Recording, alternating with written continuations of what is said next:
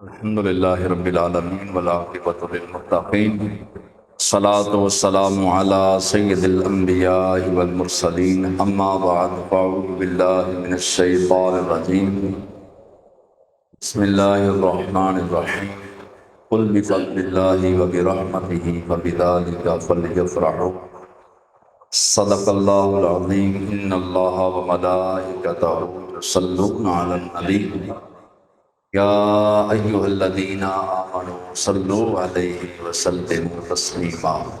بآواز بلند درود شریف پڑھیے۔ الصلاۃ والسلام علیک یا رسول اللہ وعلی آلک وصحابک یا حبیب اللہ۔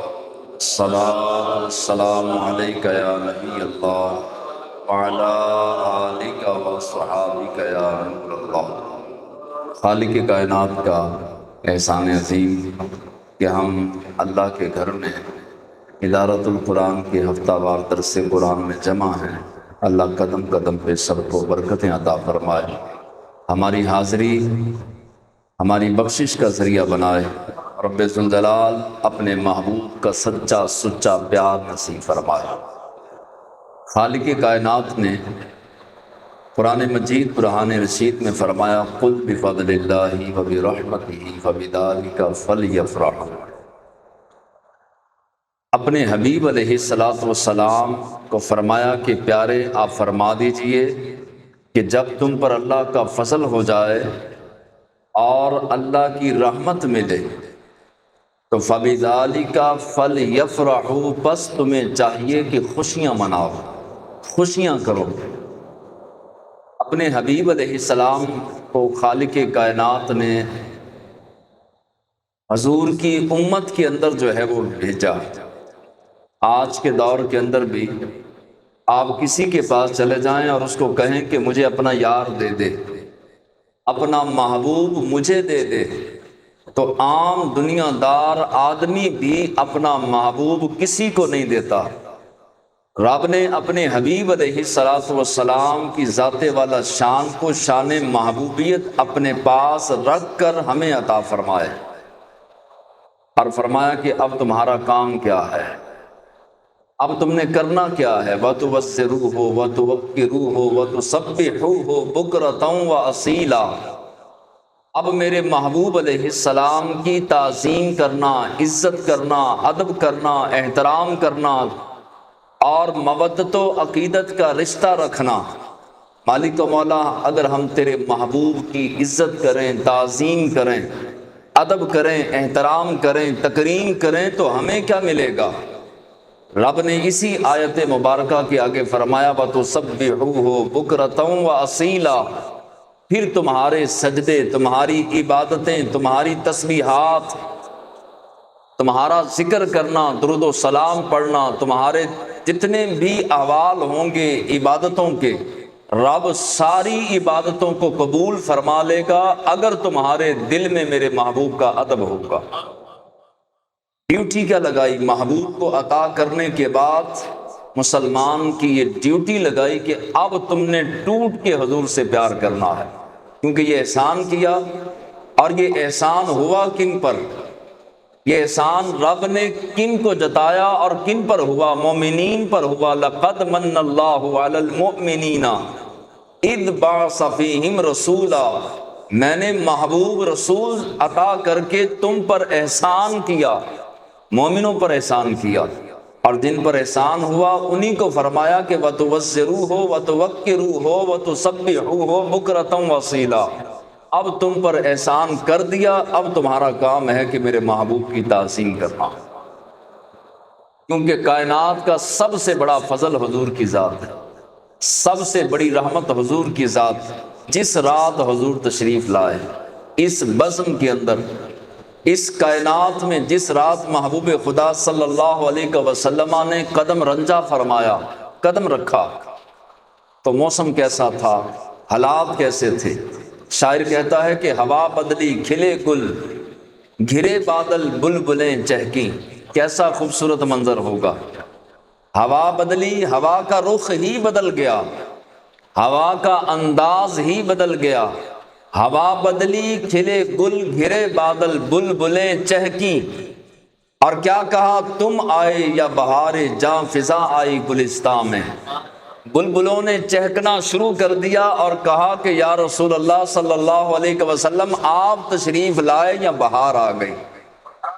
ایسی بہار آئی کائنات کے اندر کہ نبی کریم علیہ السلام کی آمد پر سیدہ آمینہ رضی اللہ تعالی عنہا فرماتی ہیں کہ میں بیٹھی مکے میں تھی، لیکن نور رب ذوالجلال نے اتنا کائنات کو عطا کر دیا کہ بیٹھی مکے میں تھی، جس رات میرا لال تشریف لایا اس رات مکے میں بیٹھ کر ملک شام کے محلوں کو دیکھ رہی تھی۔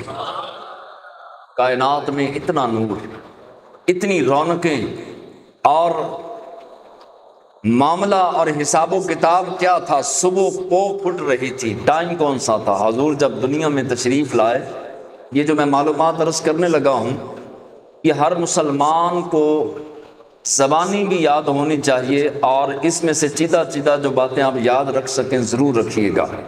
حضور علیہ السلام جب دنیا میں تشریف لائے ظاہری طور پر تو صبح کی پو پھٹ رہی تھی، یعنی کہ اندھیرا جا رہا تھا، روشنی آ رہی تھی۔ صبح صادق کے وقت ربیع الاول کی 12 تاریخ تھی، 20 اپریل 571 عیسوی تھی۔ حضرت عبداللہ کی وفات ہو چکی تھی اور اللہ کے محبوب علیہ السلام کی ولادت باسعادت ہوئی۔ دوبارہ سنیے، صبح کی پو پھٹ رہی تھی اور صبح صادق کا وقت، صبح صادق کے وقت کو آپ جانتے ہیں، جس وقت میں ہم روزہ رکھتے ہیں اور روزہ رکھ کے روزے کو بند کرتے ہیں تو اندھیرا جا رہا ہوتا ہے، روشنی آ رہی ہوتی ہے۔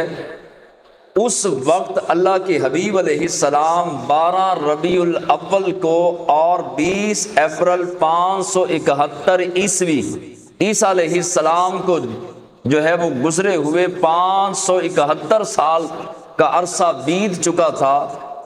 تو حضرت عیسیٰ علیہ السلام کے بعد 20 اپریل کو 12 ربیع الاول کو رب نے اپنا محبوب اس کائنات کے اندر بھیجا۔ 3 روز حضرت آمنہ نے دودھ پلایا۔ کتنے روز جی؟ 3 روز سیدہ آمنہ رضی اللہ تعالی عنہا نے دودھ پلایا۔ اس کے بعد حضرت ثویبہ نے دودھ حضور علیہ السلام کی بارگاہ میں پیش کیا۔ پھر 1 ہفتے کے بعد حضرت حلیمہ اپنی آغوش میں لے گئیں۔ 5 سال تک حضرت حلیمہ کی کفالت میں رہے، بلکہ حضرت حلیمہ حضور کی کفالت میں رہی 5 سال تک۔ اور یہ ساری باتیں ہر مسلمان کو اس لیے پتہ ہونی چاہیے کہ ہمارا دار و مدار ایمان کا حضور کی ذات ہے، ہماری زندگی کا سرمایہ حضور کی محبت ہے، تو جس کے ساتھ محبت ہو اس کے بارے میں معلومات بھی ہونی چاہیے۔ 6 سال کی حضور کی عمر مبارک تھی تو مدینہ منورہ کا پہلا سفر کیا۔ حضور کی زندگی مبارک کا پہلا سفر 6 سال کی عمر میں ہوا۔ حضرت آمنہ کی وفات کا سال بھی یہی تھا، ابوا کا مقام تھا اور حضرت ام ایمن بھی ساتھ تھی۔ ابوا کے مقام پر اچانک سیدہ آمنہ رضی اللہ تعالی عنہا کو بخار آیا، اور بخار کی شدت اس قدر تیز ہوئی کہ آپ نے اللہ کے محبوب علیہ السلام کو بلا کر کے فرمایا کہ ہر نئی چیز نے پرانے ہو جانا ہے، جو اس دنیا میں آیا ہے اسے جانا پڑے گا، اور ہر نفس نے موت کا ذائقہ چکھنا ہے۔ اے میرے شہزادے، میں بھی اس دنیا سے جا رہی ہوں، لیکن یاد رکھنا نہ ہی میرا نام مٹے گا نہ ہی تیرا کام مٹے گا۔ میرے شہزادے جس کے بیٹے محمد جیسے ہوں ان کی ماؤں کے نام مٹا نہیں کرتے۔ اور پھر حضرت ام ایمن ابوا کے مقام سے حضور علیہ السلام کو بھرے آنسوؤں کے ساتھ مکہ المکرمہ لے کر آئیں، اور جب حضور کی عمر مبارک 8 سال تھی، دادا کا جو ہے وہ سایہ وہ بھی اٹھ گیا۔ آپ نے اپنا پہلا سفر اس کے بعد اپنے چچا جناب ابو طالب کے ساتھ شام کی طرف کیا 12 سال کی عمر میں۔ یہ کتنا سفر ہو گیا جی؟ دوسرا سفر۔ پہلا سفر 6 سال کی عمر میں کیا، اور دوسرا سفر جو ہے وہ جناب ابو طالب کے ساتھ دوسرا سفر حضور علیہ السلام نے شام کی طرف کیا۔ اور یہ وہی سفر ہے کہ جس سفر کے بارے میں علماء فرماتے ہیں کہ شام کی طرف حضور علیہ السلام تشریف لے کے جا رہے تھے، راستے میں ایک راہب تھا، جس طرح ہمارے اولیاء ہوتے ہیں، یہ عیسائیوں کے اندر راہبین ہوتے ہیں، راہب ہوتے ہیں۔ ایک راہب نے دیکھا، وہ اپنی چھت پہ بیٹھا تھا، کہنے لگا کہ یہ بچہ 12 سال کا جہاں سے گزر رہا ہے، درخت بھی جھک جھک کے سلام عرض کر رہے ہیں۔ اور پھر وہ راہب چھت سے دوڑتا ہوا جناب ابو طالب کے پاس آیا، آ کر کے ہاتھ جوڑ کے کہا کہ میں دعوت دینا چاہتا ہوں کھانے کی، لہٰذا آپ مہربانی کریں اور وقت دیں۔ جناب ابو طالب نے فرمایا کہ تو مجھے نہیں جانتا، میں تجھے نہیں جانتا، وجہ کیا ہے؟ کہا کہ میں آپ کو نہیں جانتا، لیکن آپ مجھے نہیں جانتے، مگر بات اصل میں یہ ہے کہ جس شہزادے کے ساتھ آپ تشریف لے کر جا رہے ہیں، یہ وہ ہے کہ ہر کائنات کی چیز اسے جانتی ہے، جدھر سے گزرتا ہے پتھر بھی سلام کرتے ہیں، درخت بھی جھک کر اس پر درود و سلام پڑھتے ہیں۔ لہٰذا آپ کے ساتھ جو آپ کا یہ اپنا بھتیجا ہے، اللہ تبارک و تعالیٰ نے اس کو آخری نبی بنا کر رسولوں کا سردار بنا دیا ہے۔ آپ نے اپنا جو ہے وہ دوسرا سفر اپنے چچا جناب ابو طالب کے ساتھ شام کی طرف کیا۔ 12 سال کی عمر میں، 15 سے 16 سال کی عمر میں پہلا معاہدہ ہوا اہل قریش کے ساتھ۔ اور وہ کیوں معاہدہ ہوا کہ گلی بازاروں میں، چوکوں میں، راستوں میں، جنگلوں میں، پہاڑوں کے اوپر، میدانی علاقہ جات میں جس کا جو دل کرتا وہ کرتا، یعنی کوئی ادھر لٹ گیا، کوئی چوک میں لٹا، کوئی بازار میں لٹا، کوئی دکاندار لٹا، کسی کا گھر لٹا، اور کوئی جو ہے وہ جنگلات کے اندر لٹ گیا۔ حضور علیہ السلام نے معاہدہ کیا، اور 15-16 سال کی عمر میں بڑے بڑے سرداروں کو جمع کر کے مصطفیٰ جان رحمت صلی اللہ علیہ وسلم نے فرمایا، آؤ سارے مل کر عہد کرتے ہیں کہ آج کے بعد کوئی کسی کو نہیں لوٹے گا۔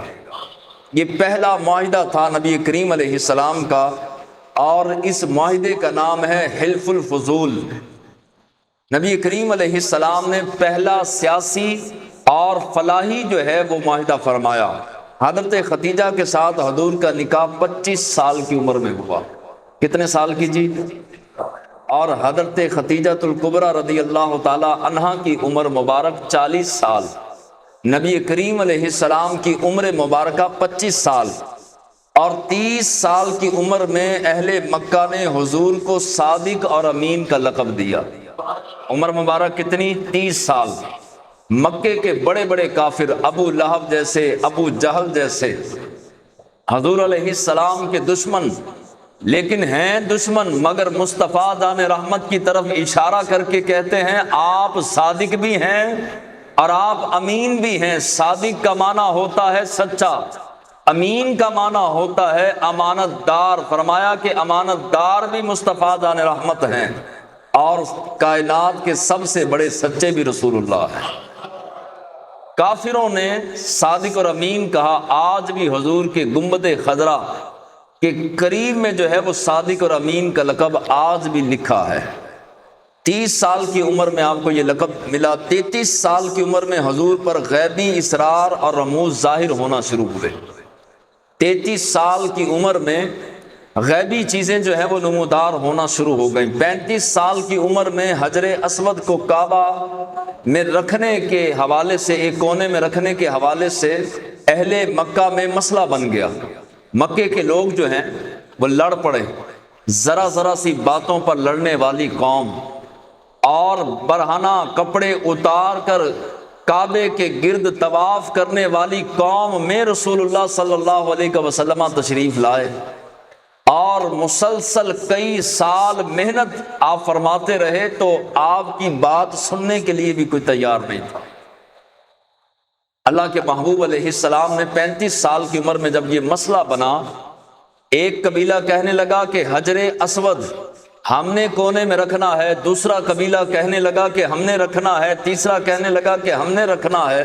حضور علیہ السلام نے تجویز عطا فرمائی، فرمایا کہ اس طرح کرو کہ ایک چادر لو اور چادر کے اوپر جو ہے یہ حجر اسود رکھ لو، اور سارے قبیلے چادر کو پکڑ لو، چادر کے کونوں کو پکڑ لو، اور تم پکڑنا، میں اٹھا کر حجر اسود کونے پہ رکھ دوں گا۔ سارے قبیلے کے لوگ جو لڑنے مرنے کے لیے تیار تھے، انہوں نے کہا کہ جناب یہ معاملہ، یہ بات ٹھیک ہے، جس طرح آپ نے تجویز دی ہے یہ بہترین تجویز ہے۔ پھر وہ قبیلے والے سارے ملے، چادر کے اندر جو ہے وہ حجر اسود کو رکھا گیا، اللہ کے محبوب علیہ السلام نے اٹھا کر کے جو ہے وہ کعبے کی دیوار کے ساتھ اس کو رکھ دیا۔ 37 سال کی عمر میں حضور نے غار حرا میں خلوت یعنی تنہائی اختیار کرنا شروع کر دی۔ 37 سال کی عمر مبارکہ، یہ ظاہری عمر ہے، ورنہ اصل عمر کا تو رب ہی جانتا ہے کہ محبوب کی اصل عمر کتنی ہے۔ ظاہری طور پر جو حضور علیہ السلام نے اس دنیا میں جو عمر مبارک گزاری، اس حوالے سے 37 سال کی عمر میں حضور نے غار میں جا کے تنہائی اختیار کرنا شروع کر دی، اور 40 سال کی عمر میں حضور نے اعلان نبوت فرمایا۔ ہمارے بچوں کو کیا پڑھایا جا رہا ہے کہ 40 سال میں مصطفیٰ جان رحمت کو جو ہے وہ نبوت ملی۔ جس کا یہ ایمان ہو وہ گمراہی کے دہانے پہ کھڑا ہے۔ اللہ کے محبوب علیہ السلام تو اس وقت بھی نبی تھے جب حضرت آدم بھی ابھی بنے نہیں تھے۔ نہ کائنات کا کچھ ذرہ تھا، نہ وقت تھا، نہ مشرق تھا، نہ مغرب تھا، نہ شمال تھا، نہ جنوب تھا، نہ لو نہ کرسی، اور نہ چاند کا چمکنا، نہ ہی سورج کا دمکنا، نہ کوئی نبی، نہ کوئی رسول، نہ کسی کو نبوت ملی، نہ رسالت ملی۔ اس وقت بھی مصطفیٰ جان رحمت اللہ کے نبی تھے۔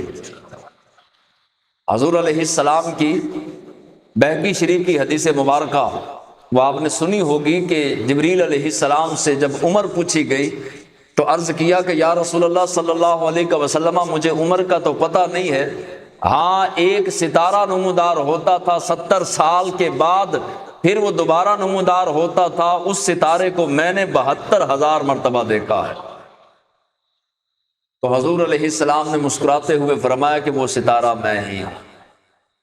تو ظاہری طور پر جو عمر مبارک تھی اس کی میں بات کر رہا ہوں، یہ سیرت طیبہ کے حوالے سے، ورنہ حقیقی عمر خدا جانے یا مصطفیٰ جانے۔ 40 سال کی عمر میں حضور نے اعلان نبوت فرمایا، اور 43 سال کی عمر میں 40 لوگوں نے ایمان قبول کیا۔ کتنے لوگوں نے؟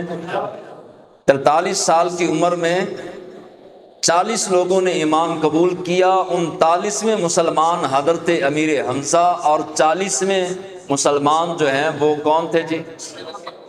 ماشاءاللہ حضرت فاروق اعظم رضی اللہ تعالی عنہ 40ویں مسلمان۔ اس لیے ہم 40ویں کے بھی ماننے والے ہیں، ہم 40واں بھی مناتے ہیں نا، تو 40ویں کے ماننے والے ہیں۔ ادھر سے فاروق اعظم اور ادھر سے 40واں۔ الحمدللہ ہم 4 کے ماننے والے، 5 کے ماننے والے، 11ویں کے ماننے والے، 12ویں کے ماننے والے، ہم جو ہے وہ 40ویں کے ماننے والے، ہم 313 کے ماننے والے۔ الحمدللہ اہل سنت کو خالق کائنات نے وہ مقام اور وہ عزت اور وہ شان دی ہے کہ کسی بھی اہل سنت کے کسی ایک بچے کے اندر بھی آپ کسی ہستی کا گستاخ نہیں دیکھیں گے، باادب دیکھیں گے، احترام کرنے والے، تعظیم کرنے والے، ولیوں سے پیار، اہل بیت سے پیار، صحابہ سے پیار، نبیوں سے پیار، رسولوں سے پیار، پیار ہی پیار ملے گا تو اہل سنت و جماعت میں ملے گا۔ 45 سال کی عمر میں حضور علیہ السلام نے پہلی ہجرت فرمائی۔ 45 سال کی عمر مبارکہ میں پہلی ہجرت ہوئی۔ اب آپ میں سے کوئی بتائے کہ وہ ہجرت کس طرف تھی؟ وہ مدینے کی طرف تھی یا کسی اور کی طرف؟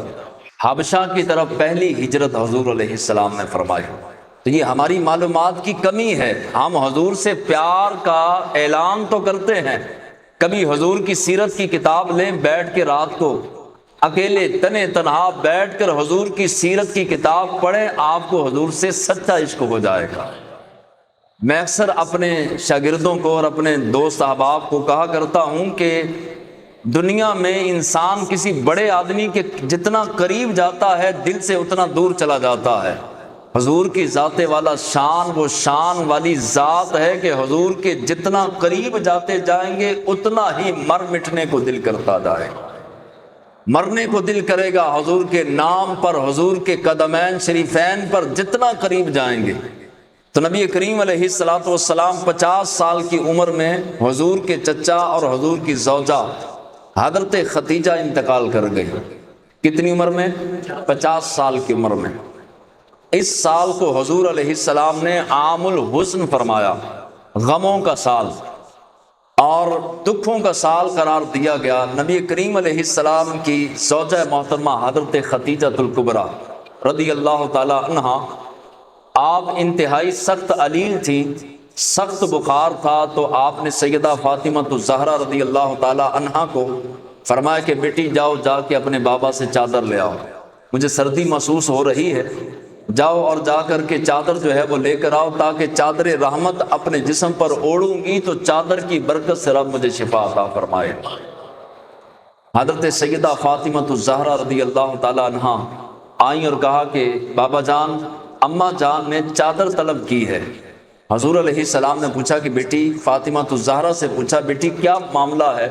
کہا کہ بابا اماں جان کی طبیعت انتہائی ناساز ہے۔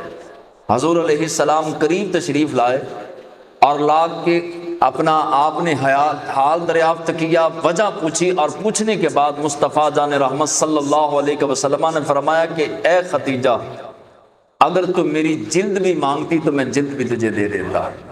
وفاؤں کا وہ رشتہ تو نے نبھایا کہ جب ہر کسی نے مجھے دیکھ کر اپنے دروازے بند کر لیے تھے، لیکن تو نے اپنے گھر کا دروازہ اور اپنے دل کا دروازہ اپنے شوہر کے لیے کھلا رکھا۔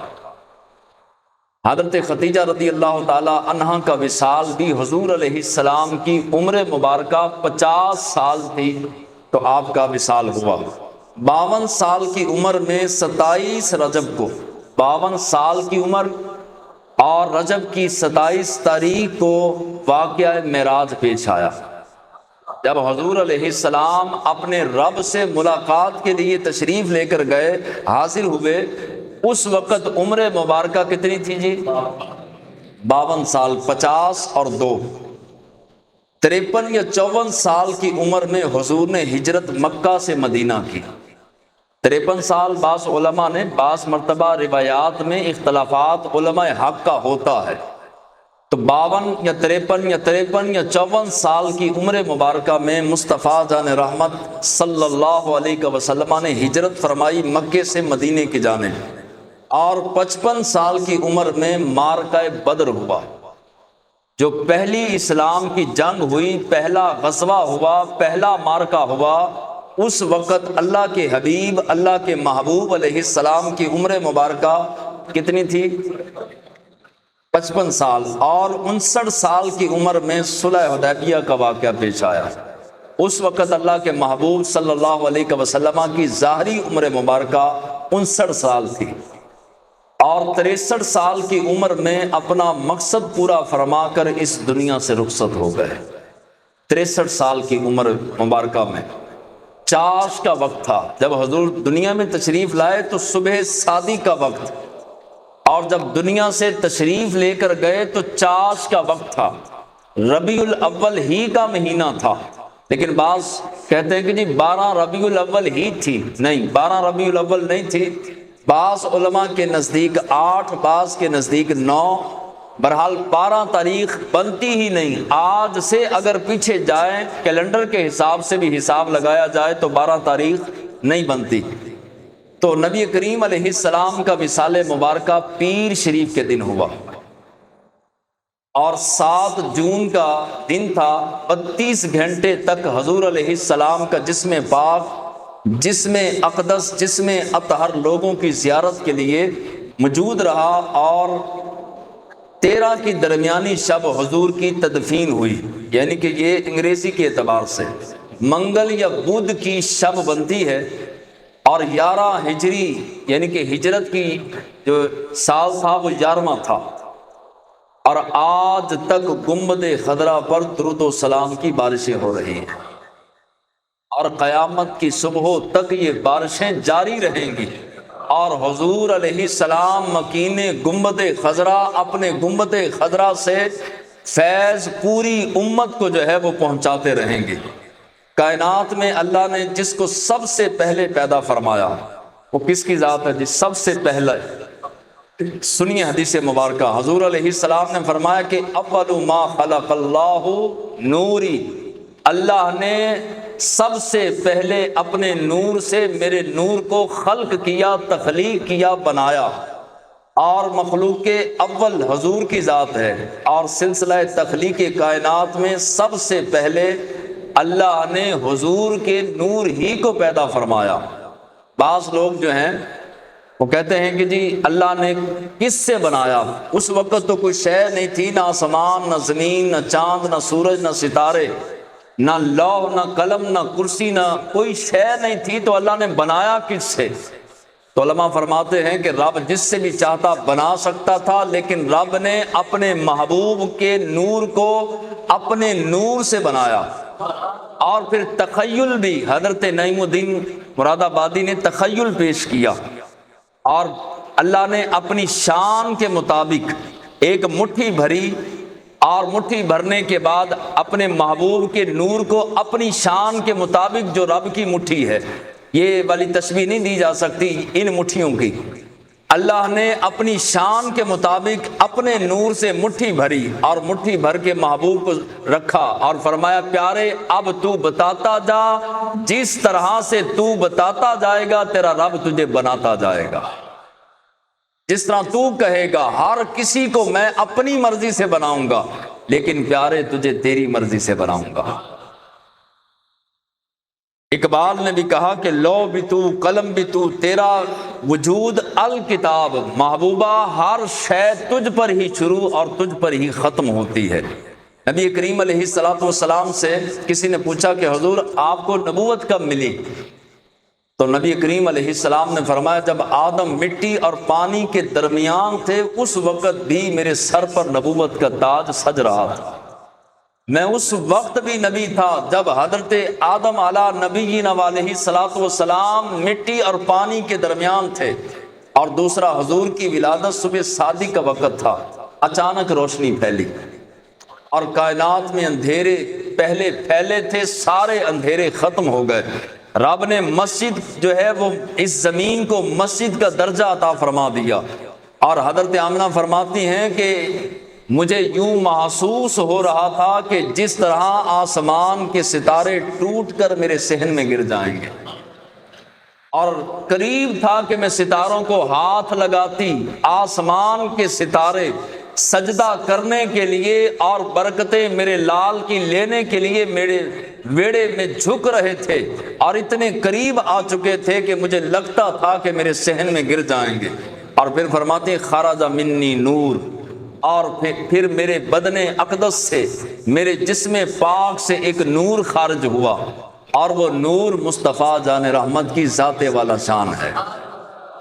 حضور علیہ السلام کی اماں جان فرماتی ہیں نور آیا، اور حضرت حلیمہ فرماتی ہیں نور آیا، صدیق اکبر فرماتے ہیں نور، حضرت فاروق اعظم فرماتے ہیں نور، عثمان غنی کہتے ہیں ہماری آنکھوں نے نور دیکھا، حیدر کرار کہتے ہیں کہ آقا نامدار صلی اللہ علیہ وسلم کی ذات والا شان سر تا قدم نور ہی نور ہے، حسنین کہتے ہیں نور آیا، اور غوث اعظم داتا علی حجویری، فرید الدین گنج شکر، معین الدین چشتی اجمیری، ہر کائنات کا ولی، غوث، قطب ابدال، قلندر، ہر ولی کہتا ہے کہ نور آیا، ہر امام کہتا ہے نور آیا، اور حضور علیہ السلام کی امت کے ہی کچھ لوگ آ کر کہیں کہ انما انا بشر مثلکم، حضور ہمارے جیسے ہیں، حضور نے فرمایا بدبختہ تو حضور کو اپنے جیسا کہتا ہے، تیرا سگا پتر تیرے تھوک والا پانی نہیں پی رہا۔ حضور کے صحابہ تو تھوک مبارک لعاب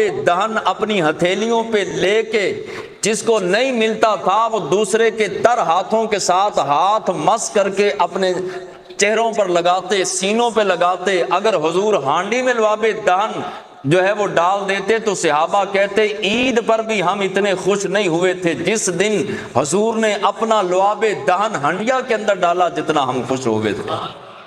صحابہ نے ایک دوسرے کو مبارکباد دی، تو حضور ہمارے جیسے کیسے ہو سکتے ہیں؟ جو اس طرح کی بدبختوں والی سوچ رکھے اس کو اپنے دماغ کا علاج کروانا چاہیے۔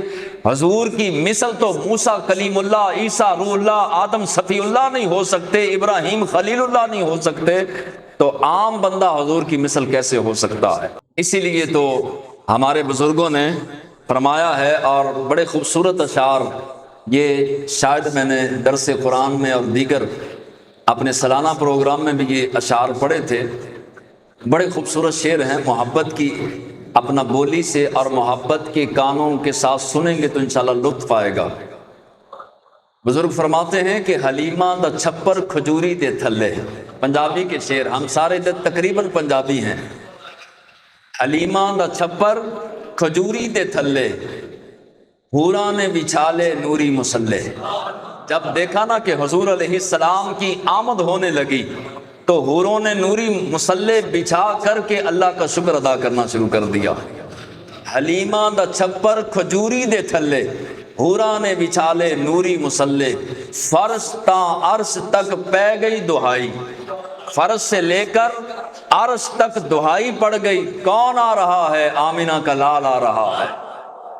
فرش تا عرش تک پہ گئی دہائی، حلیمہ نے لٹ لئی خدا دی خدائی۔ اور پھر جو ہے وہ شاعر کہتا ہے وہ سارا دن صحراؤں میں گھوم لیتی۔ حضرت حلیمہ کو آ کر سہیلیاں پوچھنے لگیں، کہنے لگیں حلیمہ تیرے گھر کے اندر اتنا تیل کہاں سے آیا کہ ہر وقت چراغ جلاتی ہے، اور تیری صحت بھی اتنی اعلیٰ ہو گئی، آج کل کون سی خوراک کھاتی ہے؟ حضرت حلیمہ نے جو ہے وہ کیا جواب دیا؟ کہا، آپ فرماتی ہیں وہ سارا دن صحراؤں میں گھوم لیتی تھی۔ کون؟ حضرت حلیمہ۔ جب بھوک لگتی تو لبوں کو چوم لیتی تھی۔ جب بھی اگر حضرت یوسف علیہ السلام کے حسن و جمال کو دیکھا جائے تو یوسف علیہ السلام کے ماننے والوں کی 3 مہینے تک بھوک ختم ہو جائے اور پیٹ بھر جائے، تو یوسف کے آقا کے گھر کے اندر جو ہے وہ حضرت حلیمہ جب حضرت آمنہ کے لال نبی کریم علیہ السلام کے لبوں کو بوسہ دیتی ہوں گی تو کیوں کرنا پیٹ بھرتا ہوگا۔ حضرت حلیمہ جب کوئی چیز آپ نے ڈھونڈنی ہوتی، گھر میں روشنی تھی لیکن کوئی باریک اور چھوٹی چیز تلاش کرنی ہوتی، حضور علیہ السلام کو لال کمبل میں لپیٹا ہوتا اور اس کمرے میں لے جاتی۔ حضرت حلیمہ فرماتی ہیں جس کمرے میں رسول اللہ جاتے وہ چانن سے بھر جاتا، اور نور علی نور ہو جاتا، روشنی سے بھر جاتا، اور میں گم شدہ سوئی کو بھی تلاش کر لیتی، حضور علیہ السلام کے قدموں سے بھی اتنا نور نکلتا۔ اسی لیے تو اعلیٰ حضرت نے فرمایا تھا تیری نسل پاک میں ہے بچہ بچہ نور کا، تو ہے عین نور، تیرا سب گھرانہ نور کا۔ اور اللہ تبارک و تعالیٰ نے بھی کہا نور آیا، امی جان نے بھی کہا نور آیا، سیدہ عائشہ صدیقہ طیبہ طاہرہ عابدہ زاہدہ عالمہ فاضلہ قاریہ اسکیہ ذاکیہ محدثہ، آپ نے بھی فرمایا کہ نور آیا۔ اور تمام جو ہے وہ اولیاء کاملین نے بھی کہا کہ نور آیا، لیکن کسی کو ابھی تک نور نظر نہیں آیا۔ وہ کیوں نہیں آیا؟ بزرگوں نے بتا دیا، فرمایا تو اجے میرا محبوب نہیں ڈٹھا۔ اگر تو محبت کی نگاہ سے آمنہ کے چاند کو دیکھ لیتا تو کبھی بھی آئیں بائیں شائیں نہ کرتا، میلاد پر فتوے نہ لگاتا، حضور علیہ السلام کو اپنے جیسا نہ کہتا، بڑے بھائی جیسا نہ کہتا، تو اجے میرا محبوب نہیں ڈٹھا۔ کیوں؟ جنوں ویکھ کے چند شرماوے۔ چاند سمجھتا تھا کہ مجھ سے بھی زیادہ کوئی چمک دمک رمک رکھ سکتا ہے، لیکن جب چہرہ والضحیٰ دیکھا تو شرما کے پیچھے ہٹ گیا۔ تو اجے میرا محبوب نہیں ڈٹھا، جنوں ویکھ کے چند شرماوے، تے ادھی راتی دن چڑھ جاوے، جے اور رخ تو نقاب ہٹاوے۔ حضور علیہ السلام اگر ایک حضرت امام جلال الدین سیوطی الشافعی علیہ رحمہ کا ایک نقطہ ذہن میں اچانک یاد آیا، آپ فرمایا کرتے تھے کہ دنیا کے اندر کوئی نہیں چاہتا کہ میرا محبوب کوئی دوسرا بندہ دیکھے۔ کوئی چاہتا ہے جی آپ کو جس سے بھی محبت ہوگی، آپ پیار کرتے ہوں گے اور وہ آپ کا محبوب ہوگا تو کبھی بھی کوئی نہیں چاہے گا کہ میرا محبوب کوئی دیکھے۔ تو اللہ تبارک و تعالیٰ تو سب سے بڑا غیرت مند ہے، تو رب نے اپنا جو ہے وہ کیوں کر چاہا کہ میرا محبوب صحابہ دیکھے، میرا محبوب ساری دنیا دیکھے، رب کی غیرت نے گوارا کیوں کیا؟ امام جلال الدین سیوطی فرماتے ہیں، آپ فرماتے ہیں فکر نہ کر، رب ان اللہ علی کل شیء قدیر ہے، رب نے 70,000 محبوب کے اوپر پردے ڈال کر پھر بھیجا ہے، اور جب معراج کی رات بلایا تو 70,000 پردے ہٹا کے رب نے محبوب کو دیکھا، محبوب نے رب کو دیکھا۔ لیکن جب باری آئی مخلوق کی، رب نے فرمایا تم اپنا محبوب نہیں دکھاتے تو میں رب ہو کر تمہیں کیسے دکھاؤں؟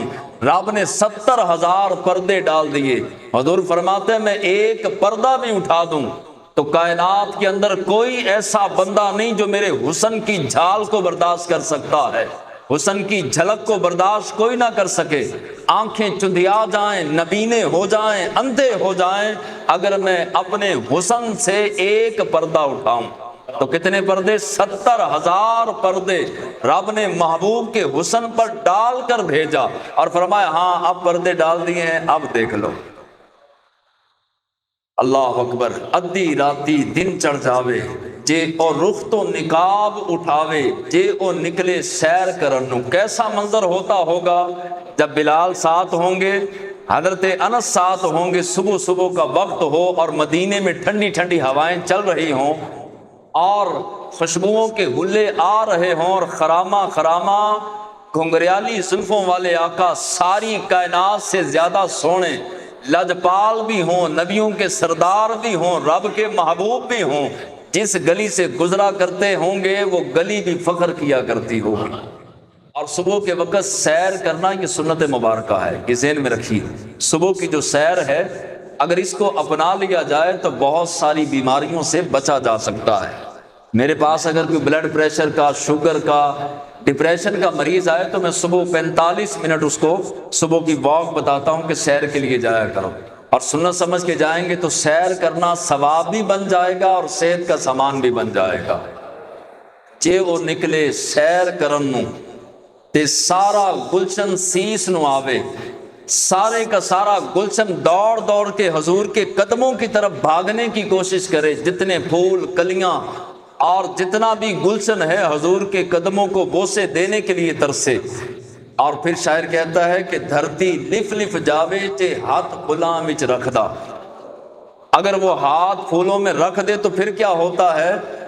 ہاتھ پھلاں دا مان وداوے، ہاتھ مبارک کی برکت سے پھولوں کا مان بڑھ جاتا ہے جب حضور پھولوں میں ہاتھ رکھ دیں۔ اور یہ شعر مجھے بڑا پسند ہے، ہر بار میں سناتا ہوں اور ہر بار آپ کو کہتا ہوں کہ یہ بہت پسند ہے۔ نین نشیلے مست رسیلے، کیسے وہ نین نشیلے ہوں گے؟ اور لکھنے والے نے بھی کمال کر دیا، نین نشیلے، حضور کی آنکھیں، آنکھوں کو نین کہا جاتا ہے۔ نین نشیلے تے مست رسیلے، ایسے مست نین حضور کے جو دیکھتا بس دیکھتا ہی رہ جاتا۔ کافر آتا بدلہ لینے کے لیے، کافر آتا حضور علیہ السلام کی بے ادبی کے لیے، لیکن نین نشیلے مست رسیلے دیکھتا تو کلمہ پڑھ کے مسلمان ہو جاتا۔ نین نشیلے مست رسیلے وچ سونا کجل سہاوے۔ اچھا یہ شعر پر مجھے یاد آیا، یہ کسی محفل میں نے یہاں پر پڑھا تو ایک سیدھا سادہ جو ہے وہ ایک ادارۃ القرآن کا کارکن تھا، اس کو بھی اس شعر سے پیار ہو گیا، محبت ہو گئی، اور وہ کہنے لگا کہ میں نے دن رات یہ شعر پڑھنا، جب چارپائی پہ لیٹنا تو یہ پڑھنا، دکان پر آنا، مزدوری کے لیے آنا تو میں نے یہی شعر پڑھنا، چلتے پھرتے اٹھتے بیٹھتے حضور کی آنکھوں کا تصور کرنا اور ہر وقت کہتے رہنا نین نشیلے مست رسیلے۔ آپ بھی کہہ لیں نین نشیلے مست رسیلے تے وچ سونا کجل سہاوے۔ وہ کہنے لگا مجھے اتنا شعر سے پیار ہوا، میں پڑھتے پڑھتے سویا، ایک دن قسمت انگڑائی لے کے جاگا، حضور نے سارے پردے اٹھا دیے اور وہ سونے کجل والی آنکھ مست رسیلے نین حضور نے مجھے دکھا دی۔ اب حضور علیہ السلام ممکن ہے کرم فرما دیں تو یہ شعر یاد کر کے یہ پڑھیں انشاءاللہ العزیز۔ یہ میرے بزرگوں کو، استادوں کو بھی بڑا پسند تھا، مجھے بھی بڑا پسند ہے، اور جو مجھے پسند کرتے ہیں ان کو بھی بڑا پسند ہے۔ نین نشیلے مست رسیلے تے وچ سونا گجل سہاوے۔ شاعر کہتا ہے کہ نین تو پہلے ہی بڑے مست تھے، بڑے حسین تھے، خوبصورت تھے، مگر اور حسن میں خوبصورتی میں اضافہ اس وقت ہوا جب ان نینوں کے اندر، ان مست رسیلے نینوں کے اندر سونا کجل بھی آ گیا، سرما لگا تو اور زیادہ دل کو کھینچ لینے والے یہ نین نشیلے بنے۔ اس کے بعد شاعر کہتا ہے کہ بجلی ڈردی لشک نہ مارے، بجلی ڈردی لشک نہ مارے، متا بے ادبی نہ ہو جاوے۔ اور پھر جو ہے وہ اینڈ پہ قلم توڑا اور حد کر دی اور کہا کہ علم خدا نے اینا دیتا، علم خدا نے۔ عاشق کبھی نہیں کہے گا کہ حضور یہ جانتے ہیں وہ نہیں جانتے، بدبخت ہی کوئی کہہ سکتا ہے، خوش بخت نہیں کہہ سکتا۔ خوش بخت کیا کہتے ہیں کہ علم خدا نے اینا دیتا، علم خدا نے اینا دیتا کہ عقلاں وچ نہ آوے۔ وہ تو یہ کہتا ہے جو عاشق ہوتا ہے، غلام ہوتا ہے، وہ کہتا ہے کہ علم خدا نے اینا دیتا کہ عقلاں وچ نہ آوے، تے عقل خدا نے اینی دیتی کہ علماں وچ نہ آوے۔ تیری عقل کے پیمانے، تیرے علم کے پیمانے ٹوٹ جائیں گے، مگر حضور کا علم اس سے بھی آگے سے شروع ہوتا ہے۔ اور پھر جو ہے وہ بڑے حسین انداز کے ساتھ شاعر نے ہمارے دلوں کے اندر حضور کا پیار داخل کرنے کے لیے یہ شعر کہا، کہتا ہے کہ جے او کھولے پیچ زلف دے۔ یہ دو بیان جو ہیں یہ الحمدللہ جب میں کبھی غم زدہ ہوں، پریشان ہوں، یا کوئی ایسا معاملہ ہو تو میں اپنے آپ کو سنانے کے لیے دروازہ بند کر کے بچوں کو باہر نکال کے اپنے آپ کو سنانا شروع کر دیتا ہوں۔ تو آپ بیٹھے ہیں، حضور کے غلام ہیں، اور آپ کو پتہ ہے کہ ہمارا انداز یہ نہیں کہو سبحان اللہ، یہ انداز نہیں ہے، لیکن جو ہے وہ جب حضور کا ذکر ہو تو عاشق کے سینے میں ٹھنڈ پڑنی چاہیے۔ حضرت شیخ المہدی الفاسی فرماتے ہیں کہ مومن کی پہچان ہی یہ ہے کہ جب اس کے سامنے اس کے نبی کا ذکر ہو، تذکرہ ہو، حضور کا ذکر خیر ہو، تو اس کے سینے میں دھڑکنے والا دل ٹھنڈا ہو جاتا ہے اپنے آقا و مولا کا ذکر خیر سن کے۔ جے او کھولے پیچ زلف دے تے راہی راہ بھول جاوے۔ نعرہ تکبیر، نعرہ رسالت، نعرہ حیدری، نعرہ غوثیہ، زندہ باد، زندہ باد، زندہ باد، زندہ باد۔ جے او کھولے پیچ زلف دے تے راہی راہ بھول جاوے، آنکھ اگڑے تے انج پیا جاپے۔ یہ اپنا جو ہے یہ نارووال کی طرف سے اور شکر گڑھ کی طرف اس طرح کی ملتی جلتی بولی جاتی ہے۔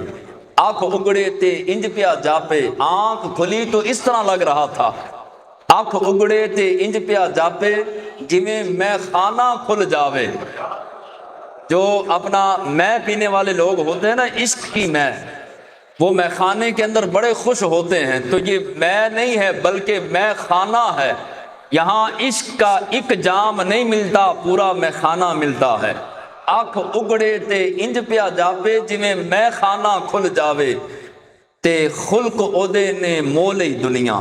خلق یعنی اخلاق، حضور کا پیار کرنا، محبت کرنا۔ ایک دیوانی مائی جو ہے وہ حضور کی بارگاہ میں آئی، ہاتھ کا اشارہ کر کے حضور کو مسجد سے بلایا۔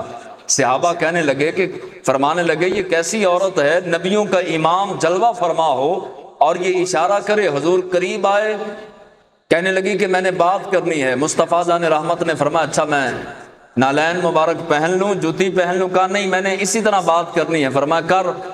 کہنے لگی نہیں یہاں نہیں کرنی، تھوڑی سیپریٹ کرنی ہے، باہر آئیں۔ حضور علیہ السلام باہر تشریف لے گئے۔ کئی گھنٹے وہ دیوانی مائی، پاگل تو ہم نہیں کہیں گے، صحابیہ تھی اور ایمان والی تھی، یہ اپنا جو ہے وہ بے ادبی نہ ہو جائے، پاگل نہیں کہیں گے، مگر دیوانی مائی گلیوں اور بازاروں کے اندر کئی گھنٹے آمنہ کے چاند کو لے کر کے چلتی رہی اور باتیں کرتی رہی۔ حضرت فاروق اعظم آئے، ہاتھ باندھے، بندہ نواز یہ تو دیوانی ہے۔ آپ کے نازک اور نازنین قدمین شریفین اور عرب کی گرمی، سخت گرمی کے دن اور تپتے ہوئے پتھر اور دیوانی مائی اور اس کی فضول باتیں اور آپ کا ایک ایک لمحہ اتنا قیمتی، تو اللہ کے محبوب علیہ السلام نے فرمایا کہ بتاؤ اگر اس کی میں نہیں سنوں گا تو کون سنے گا؟ پورے مدینے میں اس کو کوئی منہ نہیں لگاتا، اگر میں بھی نہ سنوں گا تو بتاؤ یہ کس کو جا کر کے سنائے گی؟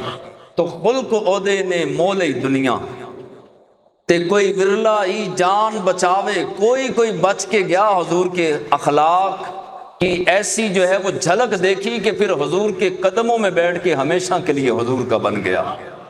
اور پھر جو ہے وہ آخر میں شاعر کہتا ہے کیا خوب سجندیاں اکھیاں نے، اس کا دل کرتا ہے میں بار بار محبوب کی آنکھوں کی تعریف کروں۔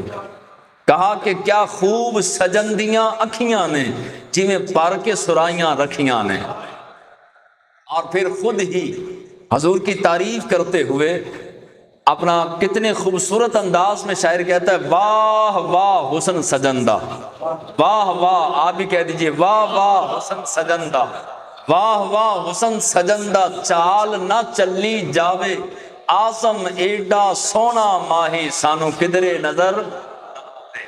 کائنات میں ماں نے دوبارہ یا پہلے جب سے دنیا بنی اب تک اور اب سے لے کے قیامت تک، حضرت حسان نے بتلا دیا کہ اتنا سونا کسی ماں نے جنا ہی نہیں ہے، نہ جنا تھا نہ جنا ہے نہ جنے گی، جتنا سونا ماہی ہمارا ماہی ہے۔ آزم ایڈا سونا ماہی سانو کدرے نظر نہ آوے۔ اور جب حضور مسکراتے تو آپ اور میں مسکرائیں تو لکیریں بنتی ہیں، تو حضور علیہ السلام کے چہرہ نور پر جو لکیریں بنتی تھی ان لکیروں سے بھی نور نکلتا تھا۔ بعض مرتبہ ہم مسکرائیں اور ہنسیں اور کچھ زیادہ ہنسیں تو ہمارے بچے ہی ڈرنا شروع ہو جاتے ہیں، وہ اتنی جو ہے وہ سلوٹیں پڑ جاتی ہیں ہمارے چہرہ مبارکہ پہ۔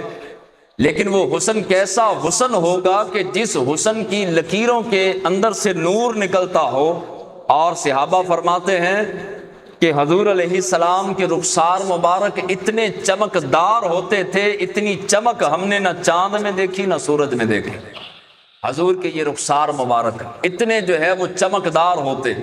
اور امام زرقانی لکھتے ہیں کہ مشرق کے جانور، جب حضور کی ولادت ہوئی، مشرق کے جانور مغرب کی طرف اور مغرب کے جانور مشرق کی طرف دوڑے، اور ادھر والے جانور ادھر والے جانوروں کو اور ادھر والے جانور ادھر والے جانوروں کو کہتے مبارک ہو حضور آ گئے، مبارک ہو۔ جانور بھی سمجھ گئے کہ حضور آ گئے، اور آج دو ٹانگوں والا جانور نہ سمجھے کہ حضور آ گئے تو پھر اس کو اپنے ایمان کی فکر کرنی چاہیے، ہمارے اوپر شرک کے لوٹے نہیں ڈالنے چاہیے۔ جانوروں کو پتہ چل گیا۔ امام زرقانی بہت بڑے شریعت کے امام، آپ فرماتے ہیں کہ جانور مشرق کے مغرب کی طرف اور مغرب کے مشرق کی طرف دوڑتے اور ایک دوسرے کو مبارک دیتے، تمہیں مبارک ہو مصطفیٰ آ گئے، تمہیں مبارک ہو اللہ کے محبوب آ گئے، تمہیں مبارک ہو تاجدار مدینہ آ گئے، اور مبارکیں دیتے۔ اب ان کو کس نے بتایا تھا؟ اور حضرت قاضی ایاز مالکی، انہوں نے کون سی کتاب لکھی ہے جی؟ قاضی ایاز مالکی علیہ رحمہ نے بہت ساری کتابیں لکھی ہیں، کسی ایک کتاب کا نام بتائیں۔ بہت بڑی ہستی، شفا شریف، حدیث کی بڑی معتبر کتاب، قاضی ایاز مالکی علیہ رحمہ، بہت بڑے ولی اللہ۔ آپ نے ایک واقعہ لکھا، بس وہ واقعہ بیان کر کے تو پھر انشاءاللہ العزیز ہم اختتام کی طرف چلتے ہیں۔ آپ نے واقعہ لکھا کہ ایک بکریاں چرانے والا چرواہا تھا، وہ بکریاں چرا رہا تھا، اور ایک جو ہے وہ بھیڑیا آیا اور اس کی بکری کو لے کر دوڑ پڑا۔ جب دوڑا تو اس نے، وہ چرواہے نے اس کو سوٹا، ڈنڈا جو بھی تھا وہ مارا، اور اس نے وہ بکری کو چھوڑ دیا اور جا کے ایک اونچے ٹیلے پر جا کے بیٹھ گیا۔ اونچے ٹیلے پہ بیٹھا تو جا کے کہا کہ اللہ نے مجھے رزق دیا تھا۔ یہ کون کہنے لگا؟ بھیڑیا۔ اونچے ٹیلے پہ بیٹھ کے ایسے حسین انداز کے ساتھ، فصاحت و بلاغت کے ساتھ گفتگو کرنے لگا، عربی میں انسانوں کی طرح جو ہے وہ بات کرنے لگا۔ اب یہ میں کوئی قصہ کہانی نہیں، اللہ کے محبوب کا فرمان سنا رہا، اس کا خلاصہ سنا رہا ہوں کہ جب وہ ٹیلے پر بیٹھا تو انسانوں کی طرح زبان کے ساتھ کلام کرنے لگا۔ کون؟ بھیڑیا۔ اب جو ہے وہ چرواہا جو بکریاں چرا رہا تھا وہ بڑا حیران ہوا، اس نے کہا واہ واہ واہ، یہ کیا ہوا آج کو کہ آج انسانوں کی طرح بھیڑیے بھی باتیں کرنے لگے، یہ کیا معاملہ ہو گیا؟ بڑی حیرانگی کے ساتھ اس نے واہ واہ کرنا شروع کی تو بھیڑیا کہنے لگا کہ میں تمہیں اس سے بھی عجب بات نہ بتاؤں، ایک بھیڑیا عربی زبان میں فصاحت و بلاغت کے ساتھ انسانوں کی طرح بات کر رہا ہے۔ وہ بھیڑیا کہنے لگا یہ چھوٹی بات ہے، اس سے بھی بڑی بات نہ بتاؤں؟ تو چرواہے نے کہا کہ ہاں بتا۔ تو وہ کہنے لگا کہ کھجوروں کے نیچے پوری کائنات کا لاڑا، پوری کائنات کا دلہا، رب کا محبوب کھجور کے ساتھ ٹیک لگا کے اپنے صحابہ کو زندگی گزارنے کا حسن سکھا رہا ہے۔ آخری نبی، آخری رسول تشریف لے آیا ہے، جا چلا جا کر کے وہاں کلمہ پڑھ، اور وہ غیب کی خبریں بتا رہا ہے، اس کی غیب کی خبریں سن اور ان پر ایمان لا، اور جا کے انہی کی غلامی کا پٹا پہن کر راہ جہنم سے نکل کر راہ جنت داخل ہو جا۔ اب وہ کہنے لگا کہ ماجرا تو عجب ہے۔ چرواہا کہنے لگا ماجرا تو معمول سے ہٹ کے ہے، کبھی جانوروں نے بھی انسانوں کی طرح باتیں کی، لیکن اب یہ مجھے بھیج رہا ہے، یہ نہ ہو کہ بعد میں جو ہے وہ میری بکریاں کھا جائے۔ تو کہا جا، میں تجھ سے وعدہ کرتا ہوں، جس محبوب علیہ الصلوۃ والسلام کی طرف میں تجھے بھیج رہا ہوں، اسی محبوب صلی اللہ علیہ وسلم کو گواہ بنا کر میں وعدہ کرتا ہوں تیرے آنے تک کوئی بکری نہیں کھاؤں گا، تیری بکریوں کی حفاظت کروں گا، جا چلا جا اور جا کر کے غلامی مصطفیٰ کا پٹا پہن کر آ۔ وہ شخص کہنے لگا میں نے ایک بکری ذبح کی، ذبح کر کے میں نے بھیڑیوں کو دی۔ میں نے کہا تجھے بھی تو بھوکا نہیں نہ رکھنا، تو بھی میلاد والا بن گیا ہے، تو بھی حضور والا بن گیا ہے، تو بھی عاشق رسول بن چکا ہے، اب تجھے بھوکا تو نہیں رکھنا۔ بکری ذبح کر کے پہلے بکری منہ سے چھین لی، لیکن جب نسبت ایک ہوئی، محبت کا دار و مدار ایک جگہ بنی، تو خود بکری ذبح کر کے اس بھیڑیے کو اس چرواہے نے کھلائی، رومال رکھا موڈے پہ، اور فوراً دوڑتے دوڑتے جب پہنچے حضور علیہ السلام کی بارگاہ میں تو دیکھا حضور علیہ السلام ایک کھجور کے ساتھ ٹیک لگا کے صحابہ کو زندگی گزارنے کا حسن سکھا رہے ہیں۔ حضور نے دور سے آتے ہوئے اس چرواہے کو دیکھا، جب وہ قریب پہنچا فرمایا ساری کہانی اور سارا قصہ تو سنائے گا یا میں سناؤں؟ ساری بات تو بتائے گا یا میں بتاؤں؟ اب جو ہے وہ اس چرواہے نے ساری بات سنائی۔ حضور نے فرمایا ہاں میں ہی ہوں اللہ کا آخری نبی۔ جب کلمہ پڑھ لیا، مسلمان ہو گیا، اب حضور علیہ السلام یہ چاہتے تھے کہ یہ میری شان دیگر جو صحابہ رہ گئے ہیں ان کے سامنے بھی بیان کریں۔ حضور نے فرمایا جو چرواہے نے، جو بھیڑیے نے تجھے پیغام دیا تھا اور یہ بتایا تھا، وہ غیب کی خبریں بتانے والا، نبیوں کا سردار، نبیوں کا امام، وہ تشریف لے آیا ہے، وہاں چلا جا، ان کا غلام بن جا، یہ ساری بات تو میرے صحابہ کے سامنے جا کے بتائے گا؟ اس نے کہا جی یا رسول اللہ، اب تو آپ کا غلام ہوں، اب گن ہی آپ کے گانے ہیں، جس کا کھانا اسی کا گانا۔ یہ زمانے کا دستور ہے کہ جو انسان جس کا کھاتا ہے اسی کے گن گاتا ہے۔ کون سے جا کر کے مدرسے سے جب کسی اپنا امام کا یا خطیب کا یا عالم کا بیان سنا، خطاب سنا، بھیڑیے کو کیسے پتا چلا کہ یہ غیب کی خبریں بتانے والے نبی ہیں؟ حضور علیہ السلام وہ نبی ہے کہ کائنات کا ذرہ ذرہ جن کو جانتا ہے، آسمان، زمین، مشرق، مغرب، شمال، جنوب، لوح و قلم اور کرسی، ہر شے اس کے اندر جو کچھ بھی ہے کائنات کا ذرہ ذرہ حضور کو جانتا ہے، اور حضور کائنات کے ذرے ذرے کو جانتے ہیں۔ میلاد منانا یہ اللہ کا بہت بڑا فضل ہوتا ہے۔ اپنے اپنے انداز میں صحابہ نے بھی میلاد منایا، کسی نے قربانیاں دے کے، کسی نے مال پیش کر کے، کسی نے بچے قربان کر کے، کسی نے اپنا آپ قربان کر کے، کسی نے دولت قربان کر کے، کسی نے اپنی جان قربان کر کے، ہر شے جو ہے وہ قربان کر کے میلاد منایا۔ جمعۃ المبارک کے بیان میں بھی میں نے کہا تھا کہ اپنا بعض لوگ آج کہتے ہیں کہ یہ لائٹیں صحابہ نے لگائی، کیا یہ جھنڈیاں جھنڈے صحابہ نے لگائے؟ تو ان کو میرے استاد ذی وقار تو یہ جواب دیا کرتے تھے، تو میں انہی کی زبان جو ہے وہ بولتے ہوئے یہ میں بھی جواب دیتا ہوں کہ اس وقت لائٹیں آپ کے ابا جی نے بنائی تھی تو صحابہ نے لگا دینی تھی۔ اس وقت آپ کے ابا جی تھے نہیں، اس لیے لائٹ ابھی بنی نہیں تھی۔ اگر لائٹیں ہوتی تو صحابہ نے چھپا کے اپنے گھروں میں تالے لگا کے لائٹیں نہیں رکھنی تھی، بلکہ حضور علیہ السلام کی راہوں میں جدھر جدھر سے رسول اللہ گزرتے لائٹیں لگا دیتے۔ لہٰذا اس وقت جو ہے وہ اگر تو لائٹیں تھیں تو صحابہ نے نہیں لگائی، تو پھر تو کہو لائٹ تو تھی نہیں، اور اس انداز کے جھنڈے جھنڈیاں تو تھے نہیں۔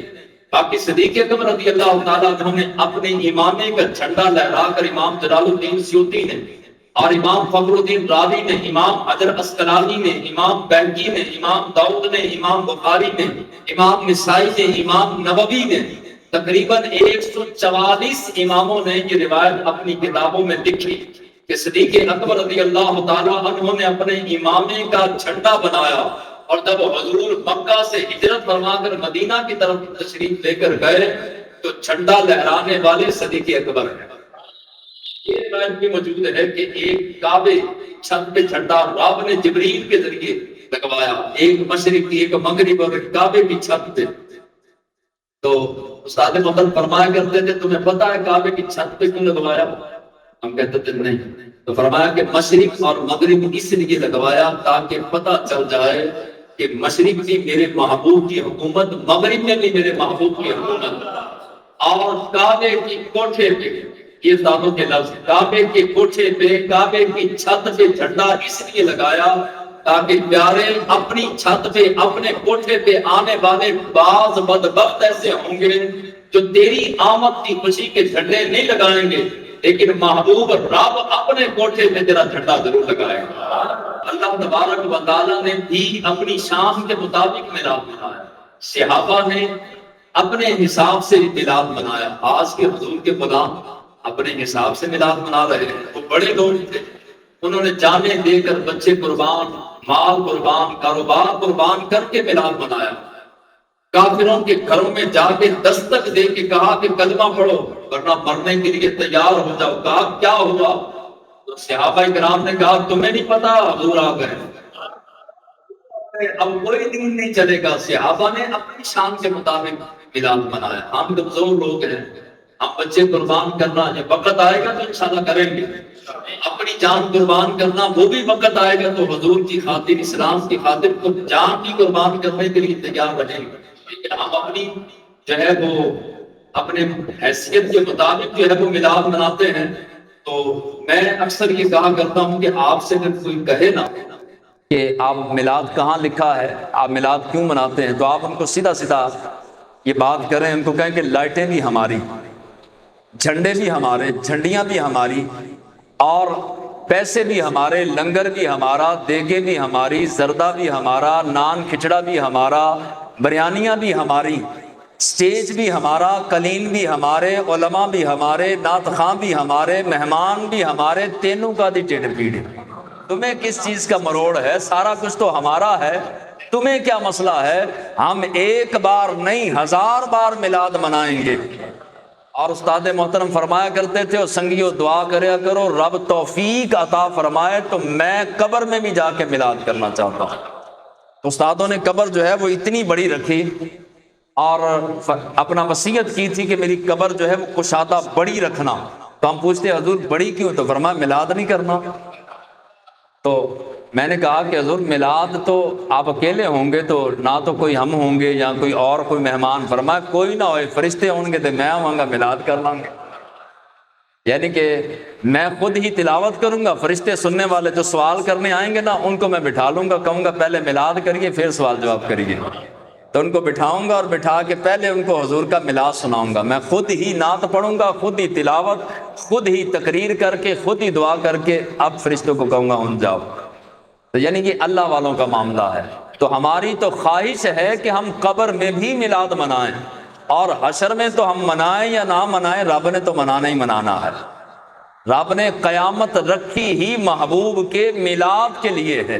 عظمت و شان، مقام، رفعت، عزت، بلندی حضور علیہ السلام کی دکھانے کے لیے قیامت والے دن صفیں بنے گی مشرق سے لے کے مغرب تک، ایک صف ہوگی مشرق سے لے کے مغرب تک۔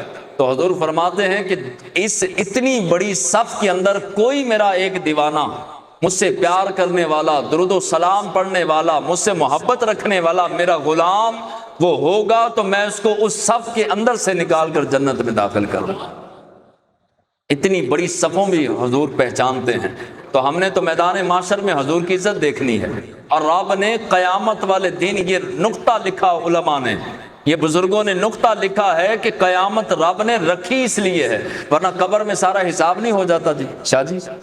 قبر میں من ربو کا، ما دینو کا، یہ سونی صورت والے کون ہیں، جنت کی کھڑکی کھلی یا جہنم کی، سارا معاملہ کلیئر ہو گیا۔ اب قیامت رکھنے کی کیا ضرورت تھی؟ پہلا معاملہ تو ہو گیا، جس نے جنت میں جانا تھا جنت میں چلا گیا، جس نے جہنم میں جانا تھا جہنم میں چلا گیا۔ اب دوبارہ سے حساب کتاب کرنے کی کیا ضرورت تھی؟ علماء فرماتے ہیں سارا حساب کتاب 4 گھنٹے میں ہونا ہے۔ کتنے گھنٹے میں جی؟ بعض علماء نے 2 دن لکھا کہ 2 دن کے اندر سارا حساب کتاب ہو جائے گا، بعض نے کہا 4 گھنٹے میں ہو جائے گا، باقی سارا 50,000 سال ہم کیا کرتے رہیں گے؟ تو میلاد مناتے رہیں گے۔ علماء نے لکھا کہ حضور کا میلاد ہی میلاد ہونا ہے، بس عظمت محبوب، شان محبوبی دکھائی جانی ہے۔ رب نے بتانا ہے کہ میرے محبوب کا رتبہ، مقام، عزت، شان، بلندی کیا ہے۔